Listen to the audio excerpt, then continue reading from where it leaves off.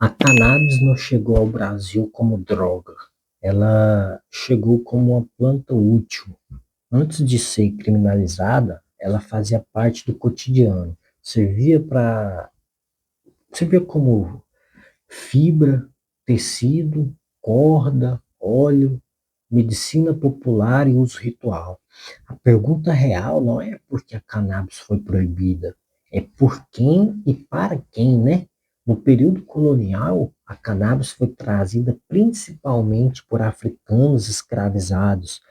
Ela era conhecida por nomes populares e usada de forma medicinal e cultural. Durante séculos, isso não foi problema. O problema começou quando o Brasil precisou controlar corpos, não plantas. No século XIX, após o fim gradual da escravidão, o Estado brasileiro passou a enxergar as populações negras e pobres como ameaça social. Era preciso criar mecanismos de controle.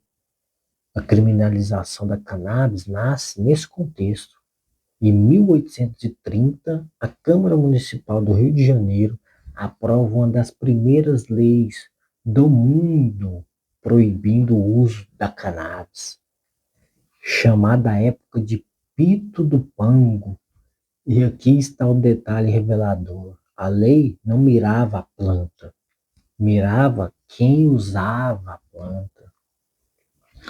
A proibição tinha endereço social: negros, pobres e marginalizados. Enquanto isso, substâncias usadas pelas elites nunca receberam o mesmo tratamento moral. A cannabis passa a ser associada à desordem, à preguiça, à criminalidade e à loucura, porque não por evidência científica, mas por estigma racial. No início do século XX, o Brasil começa a importar discursos internacionais, especialmente dos Estados Unidos, que associavam a cannabis à degeneração moral. A ciência da época era frágil, enviesava e racista. Relatórios médicos misturavam preconceito com pseudociência. A palavra vira bode expiatório. Durante o Estado Novo, o o controle se intensifica, né? Durante o,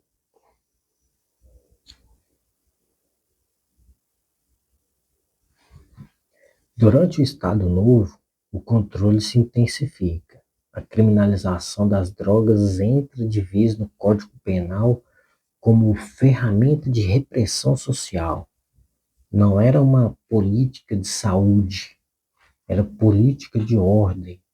O usuário passava a ser visto como criminoso, não como um cidadão. Com o tempo, a cannabis se torna símbolo de marginalidade, não porque ela mudou, mas porque o discurso mudou. Na década de 1960 e 70, em plena ditadura militar, a repressão se torna ainda mais dura. Drogas passam a ser associadas à subversão, rebeldia e ameaça política. Questionar a proibição era questionar o regime.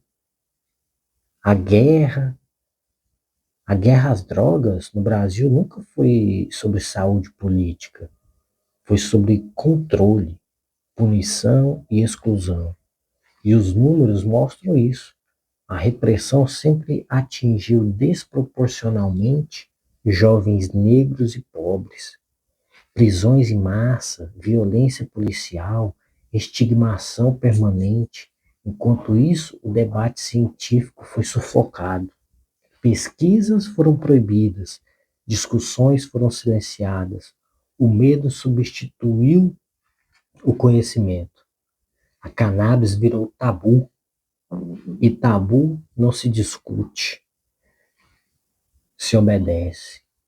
O curioso é que enquanto o Brasil endurecia leis, outros países começavam a rever suas políticas. Mas aqui o atraso foi mantido por interesses políticos, morais e econômicos. A proibição também fortaleceu mercados ilegais, onde o Estado se ausenta, o crime organiza. Onde o Estado se ausenta, o crime organiza. E quem paga a conta é sempre o mesmo grupo social. Hoje o debate começa a ressurgir, mas ainda é cercado de desinformação, medo e moralismo. Pouca gente sabe que a criminalização da cannabis no Brasil não nasceu da ciência, nasceu do racismo, racismo institucional e da necessidade de controle social. Isso não significa defender o uso irrestrito, significa defender a verdade histórica. Entender a história da cannabis é entender como o Brasil escolheu punir em vez de educar, reprimir em vez de compreender, controlar em vez de cuidar.